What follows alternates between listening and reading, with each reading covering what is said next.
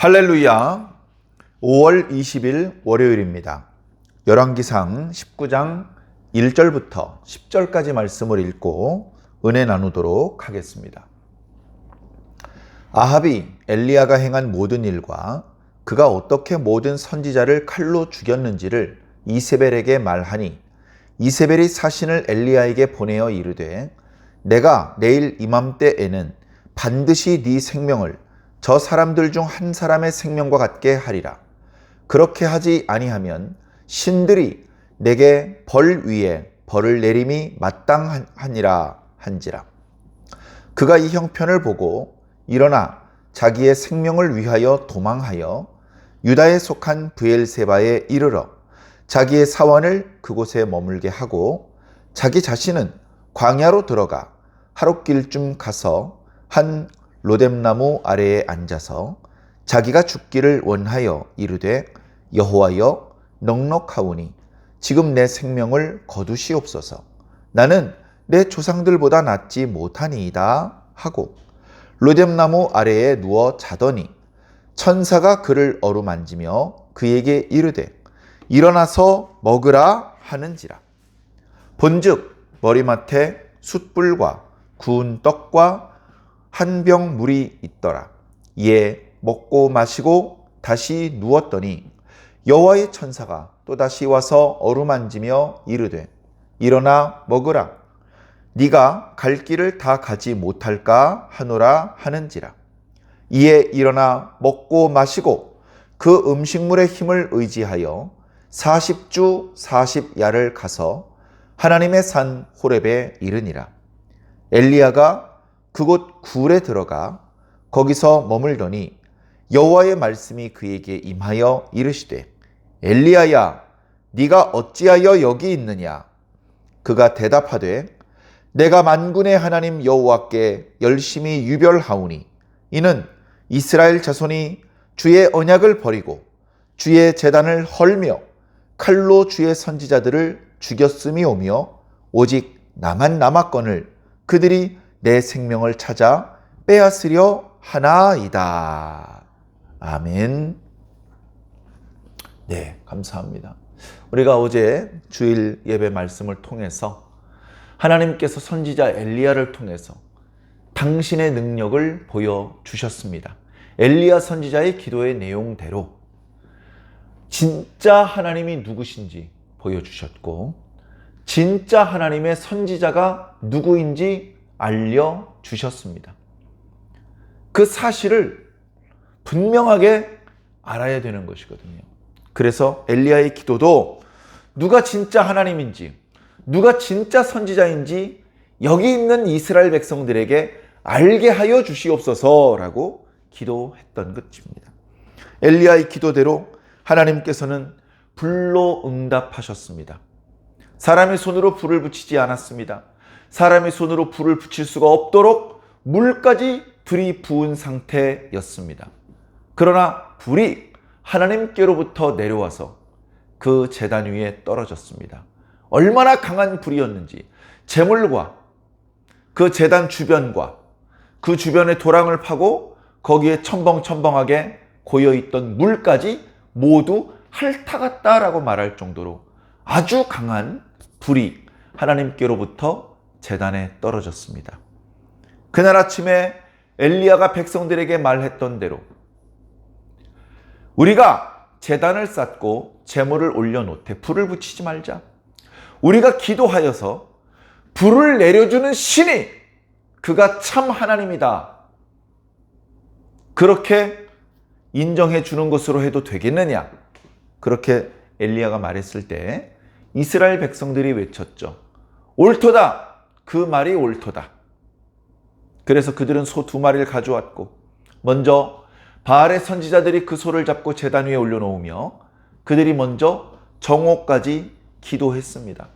아무리 기도해도 응답이 없자 그들은 제단 주변에서 뛰놀았고 그리고 칼과 창으로 자기 몸을 자해하며 피를 흘리기까지 신 앞에 자신들의 신앙심을 보여주었습니다.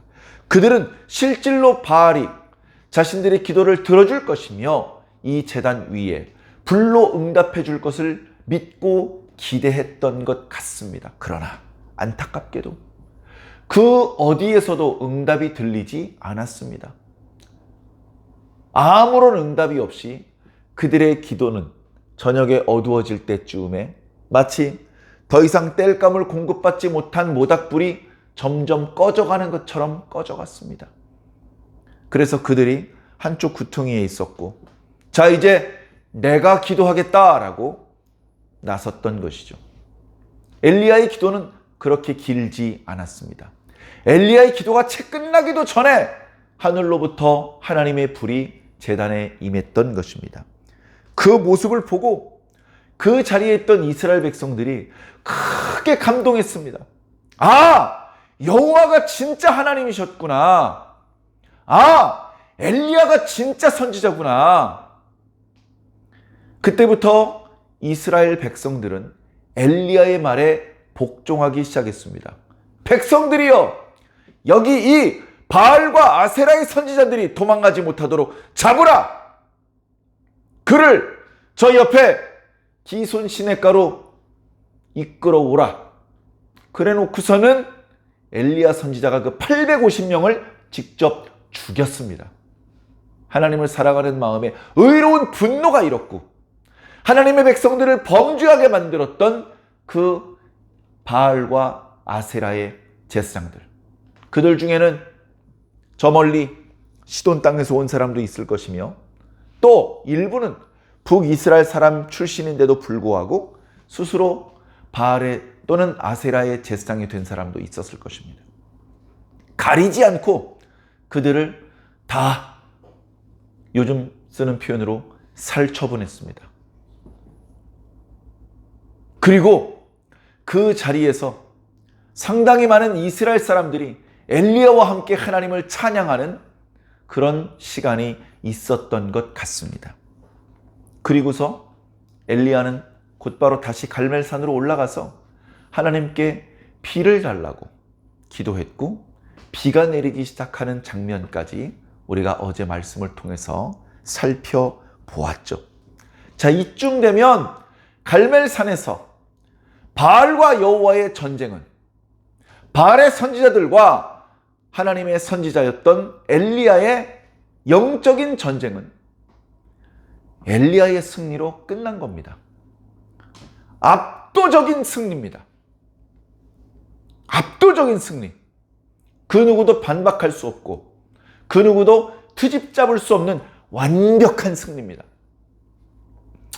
이 승리 앞에 엘리야는 도취되었던 것 같습니다. 뭐 그런 표현이 성경에 있는 것은 아니지만 엘리야는 그도 사람이었기 때문에 그 승리에 그의 마음이 흥분되었던 것 같습니다. 불로서 자신의 기도가 응답되었을 때, 이스라엘 백성들이 자신의 말에 복종하게 되었을 때, 자신의 간절한 기도에 하나님께서 응답하시고 비를 내리셨을 때, 하나님의 능력으로 아방의 병거를 앞질러 뛰어갔을 때 그는 흥분했을 것입니다. 자, 그런데 말씀이 19장으로 넘어오면서 분위기가 싸늘하게 바뀝니다. 자, 오늘 말씀 1절과 2절을 보면 참 무슨 시트콤도 아니고 웃긴 이야기가 나타나고 있습니다. 자, 1절에, 그러니까 어제 말고 그 저번 주 주일에 구약의 이스라엘과 유다를 통틀어서 가장 악한 왕은 아방인 것 같다, 그런 말씀을 드렸죠. 성경의 실질로 아방은 여로보암의 죄를 오히려 가볍게 여기고 바알과 아세라를 섬겼기 때문이다 라고 기록하고 있는데, 아방이 그렇게 악한 왕이 되었던 이유는 그의 뒤에서 이세벨이 악한 역할을 했기 때문이라고 그렇게 생각됩니다. 오늘 말씀에 그런 내용들이 나오죠. 이세벨은 지금까지도 하나님의 선지자들을 죽이는 일을 직접적으로 했습니다. 누가 왕인지 알 수 없는 지경이에요. 이세벨은 마치 자신이 왕인 것처럼 군사를 파송하고 사신을 보냅니다. 그리고 아합은 이세벨의 꼬봉인 것처럼 있었던 일을 이세벨에게 보고합니다. 일러 바치는 거죠. 바알과 아세라의 선지자 850명, 그리고 여호와의 선지자 엘리야가 영적인 다툼을 벌이는 자리에 그 아합 왕이 있었습니다. 아합 왕은요, 아무것도 안 하고 있었어요. 아무것도 안 하고 있었습니다. 엘리야가 큰 비가 올 것 같으니까 서둘러 마차에 올라타시죠. 그렇게 말하니까 마차에 올라타고 왕궁으로 돌아갔을 뿐입니다. 그러더니 돌아와서는 엘리야가 했던 일을 일러 바치는 겁니다. 아니, 엘리야가 나한테 나타났었거든. 그래가지고 엘리야가 선지자 850명을 모아서 갈멜산으로 보내라 그랬어. 그래서 나는 바알이 이길 줄 알았지. 그래가지고 하루 종일 제단 위에다가 이렇게 제물을 놓고 불로 응답하는 신이 진짜 신이다, 그렇게 얘기했는데, 바알의 선지자들과 아랫살의 선지자들이 막 이렇게 뛰놀고 막 자기 몸을 칼로 베고 피를 흘리고 그렇게 간절히 기도했는데도 바알은 아무 응답이 없더라고. 그러더니 저녁에 어두워질 때쯤에 엘리야가 기도하는데 한마디 기도하자마자 불이 떨어지더라고. 그래가지고 그걸 보고서 이스라엘 백성들이 흥분해가지고 엘리야와 함께 그 바알과 아세라의 선지자 850명을 다 칼로 찔러 죽였어. 참 웃기죠? 명색이 왕인데 자기가 직접 상황을 판단하고 어떤 일을 하는 게 아니고요, 이세벨에게 보고를 합니다. 이세벨은요, 보고를 받고요, 자기가 직접 판단하고 결정을 내립니다. 이세벨이요, 사신을 엘리야에게 보내요. 엘리야가 아직 사마리아에 있거든요, 이스라엘 땅에. 그러니까 사신을 보내는데, 내가 너를 오늘 죽여서 너의 목숨이 네가 죽인 바알과 아세라의 선지자의 목숨과 같게 만들겠다. 이거는요, 내가 널 죽이겠다 선전포고하는 겁니다. 이미 그런 식으로 수도 없이 많은 여호와의 선지자들을 죽였습니다. 그뿐만이 아니라 자신의 다짐이 얼마나 확고한지를 보여주기 위해서 자기 저주를 합니다. 만약에 내가 너를 죽이지 않으면 신들이 나에게 저주를 내릴 것이다. 여호와라고 하지는 않아요. 여호와를 믿는 사람이 아니었기 때문에 신들이라고 말합니다. 그래가지고 그 소식을 엘리야가 들었겠죠. 그가 이 형편을 보고 일어나 도망하여, 여기 영어 성경을 보면요, 원문을 보면요, 두려워했다라고 표현하고 있습니다. 두려워해요. 사람이니까 승리에 도취되어서 흥분했다가 지금 그 흥분이 싸늘하게 얼어붙습니다. 심지어 내가 이러다 죽겠구나. 내가 이러다가 허망하게 저 우상 숭배자의 손에 잡혀서 비참하게 죽겠구나. 희롱거리가 될지도 모르겠구나. 그래가지고 급히 도망을 갑니다. 북이스라엘 땅에서 급히 남유다 땅으로 도망을 하고 남유다 땅 중에서도 제일 남단 브엘세바까지 도망갑니다. 거기까지 도망하는 과정에 자신과 함께 동행하면서 자신을 섬겼던 사환을 브엘세바에 남겨놓고 자기 혼자 더 남쪽 유다 광야로 들어갑니다.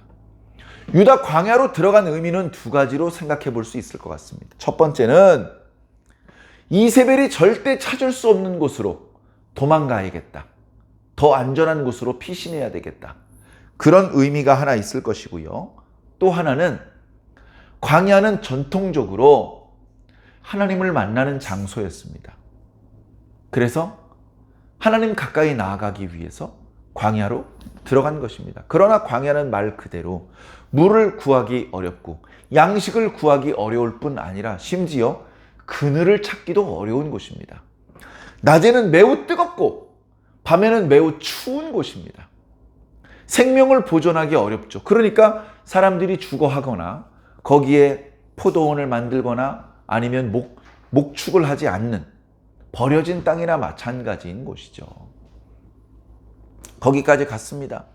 가가지고서는 로뎀나무 아래 앉았다고 기록하고 있습니다. 로뎀나무는 오늘날 정확히 어떤 나무인지는 알려져 있지 않습니다만 키가 작고 그렇게 이렇게 덥고 또 비가 많이 내리지 않는 곳에서도 유지할 수 있는, 살아남을 수 있는 그런 나무라고 합니다. 그러니까 나무가 키가 작죠. 그리고 이 나무가 무성하지 않습니다. 하지만 낮에 뜨거운 태양볕에 그 조그마한 나무 그늘 밑에라도 잠깐 피신을 해야 되는 거거든요. 거기에 이제 앉아서 하나님께 기도하는 겁니다.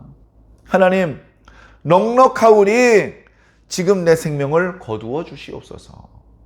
저는 제 조상들만 못합니다. 이게 무슨 말입니까? 자, 아마도 저는 저의 소임을 다했으니 이제 제 생명을 거두어 가 주시옵소서. 저 우상 숭배자의 손에 붙잡혀서 희롱을 당하며 죽는 것보다는 차라리 지금 하나님의 손에 최후를 맞이하고 싶습니다. 낙심천만한 상황 가운데서 그렇게 기도한 것이죠. 그러나 뒤에 나오겠습니다만 사실 엘리야는 지금 상황을 정확하게 판단하지 못하고 있습니다. 매우 인간적인 그런 판단만을 하고 있죠. 그저 당장 죽임당할 것이라는 두려움 때문에 그는 그저 도망가고 있고 그저 죽여달라고 기도하고 있는 것입니다. 그러나 만약에 여기서 하나님께서 엘리야를 죽이신다면 어떻게 되겠습니까? 다시 바알 종교가 득세를 할 것입니다. 하나님도 이세벨의 칼날로부터는 엘리야를 지켜내지 못하셨다. 엘리야는 무능한 하나님의 손에 의해서 죽임을 당했다. 선지자들이여 하나님께 충성을 다해봤자 하나님의 손에 죽임을 당할 뿐이니 너희들은 더 이상 하나님을 섬기지 말라. 이런 분위기가 전개되지 않겠습니까? 그런 것까지 생각할 수 있는 여유가 지금 엘리야에게 없어요. 엘리야가 위대한 선지자인데도 불구하고 지금 잠깐 매우 인간적인 나약한 모습을 하고 있습니다. 그렇게 기도하다가 그 로뎀나무 그늘 아래서 잠이 들었습니다. 하나님께서는 천사를 보내셨습니다. 천사에게 메시지를 주신 것이 아니죠. 먹을 것을 들려 보내셨습니다. 천사가 그를 어루만졌다고 기록하고 있습니다. 원문의 의미를 되살려서 설명을 드리자면 그를 만지고 또 만졌다라고 기록한 것입니다. 그의 마음을 위로하고 그의 몸을, 그의 피로를 풀어주는 것이죠. 일어나라, 먹으라.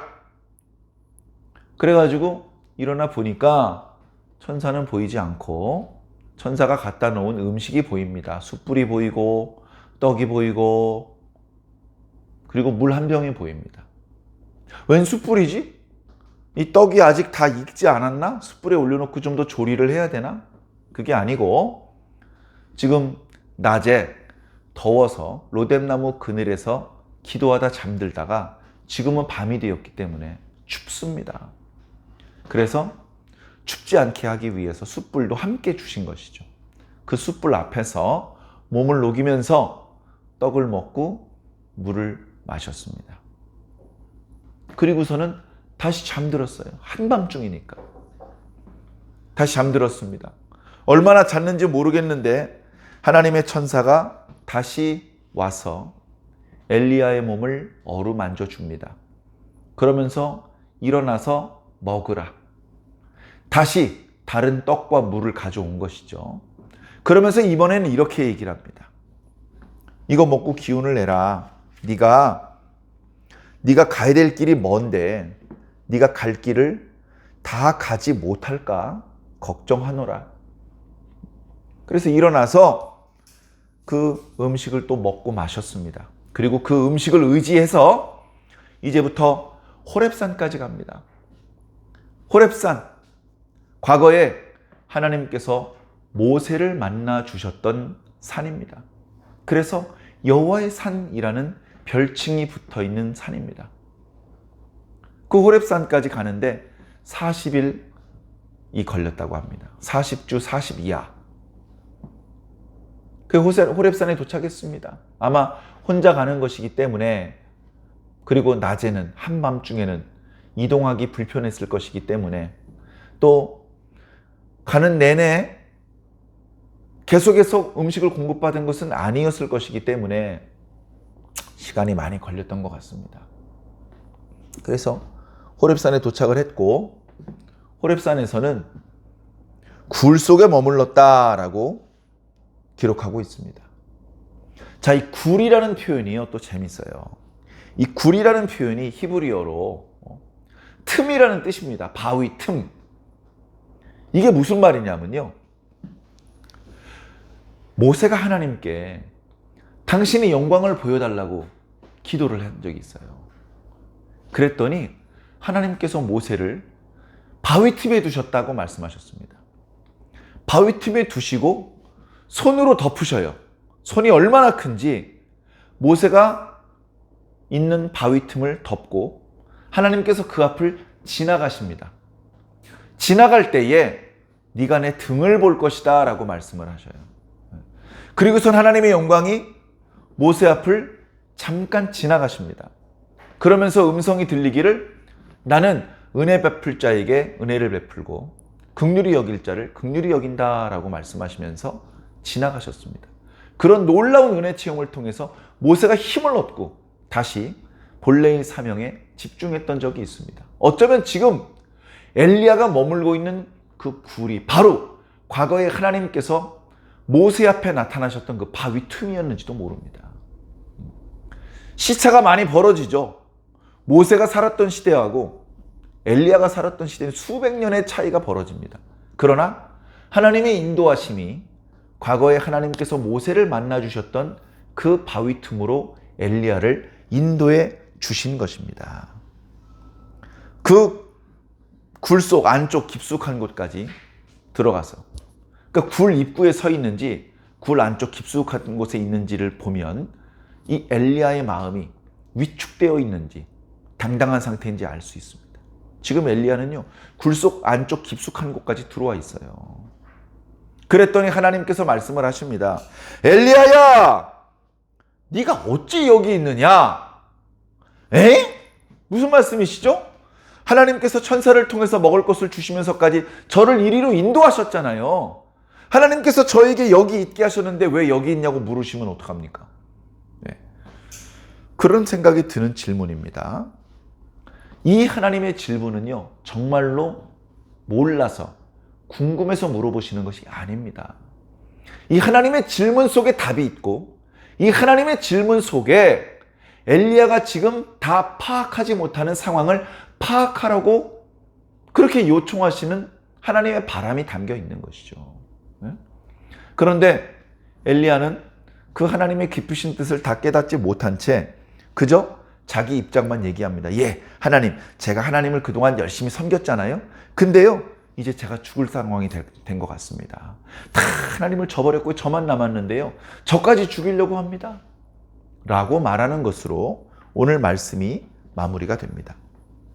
사랑하는 성도 여러분, 엘리야가 뭘 잘못했죠? 자, 엘리야는요 정말로 하나님께 충성을 다했습니다. 심지어 하나님께 늘 절대 복종, 즉시 순종했던 아주 모범적인 선지자의 모습이었습니다. 그리고 그는 두려워하지 않고 바알과 아세라의 선지자 850명 앞에 당당했습니다. 그 주변에 모여있는 수천 수만 명의 이스라엘 백성들 앞에 당당했습니다. 그들에게 너희들이 왜 이렇게 머뭇거리느냐고 호통을 치기까지 했습니다. 그들에게 누가 참 하나님인지 누가 참 선지자인지 알려주기까지 했습니다. 심지어 3년이 넘도록 오지 않는 비가 다시 내리도록 하나님께 7번 기도하기까지 했습니다. 엘리야가 기도하는 모든 기도가 하나님께 상달되고 응답되기까지 했습니다. 엘리야가 뭘 잘못했습니까? 엘리야는 잘못한 게 없죠. 그럼에도 불구하고 엘리야가 두려워할 수밖에 없는 상황이 전개되었습니다. 엘리야가 하나님의 선지자였음에도 불구하고 이런 식으로 이야기가 전개될지를 몰랐던 것 같습니다. 엘리야는 크게 당황했고 심지어 크게 두려워했고 급히 도망쳤던 것입니다. 사랑하는 성도 여러분, 저와 여러분도 마찬가지죠. 저와 여러분도 하나님께 충성을 다했을 뿐 아무 잘못을 하지 않았는데도 어려운 상황을 맞이할 수 있습니다. 두려움을 먹을 수밖에 없는, 겁을 집어먹을 수밖에 없는 그런 상황을 만나게 될 수도 있습니다. 그런 상황이 되었을 때에 두려워하고 주저앉아버리고 실수하고 범죄해서는 안 됩니다. 원망하고 불평해서는 안 됩니다. 여러분, 혹시 우리가 하나님께 순종하면서 신앙생활을 잘하고 있는데 까닭을 알 수 없는 어려움 또는 두려움을 만나게 된다면 우리는 어떻게 해야 될까요?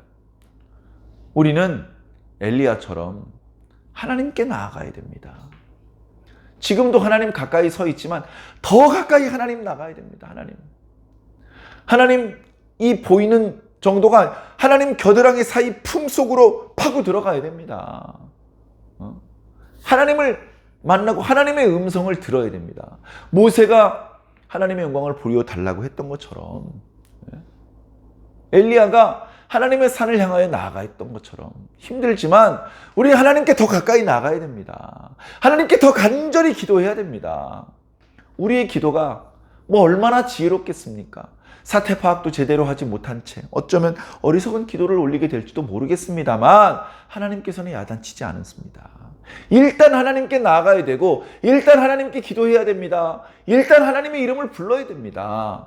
우리가 모르는 것은 하나님께서 가르쳐 줄 것이고 우리의 상처는 하나님께서 치료해 줄 것이고 우리가 잘못한 것은 야단칠 것이고 어쨌든 우리는 하나님을 만나는 그 만남 속에서 모든 문제를 해결받을 수 있는 것입니다. 사랑하는 성도 여러분, 어려움을 만나고 두려움을 만나게 되더라도 당황하지 마시고 낙심하지 마시고 곧바로 하나님께 더 가까이 나아가시길 바랍니다.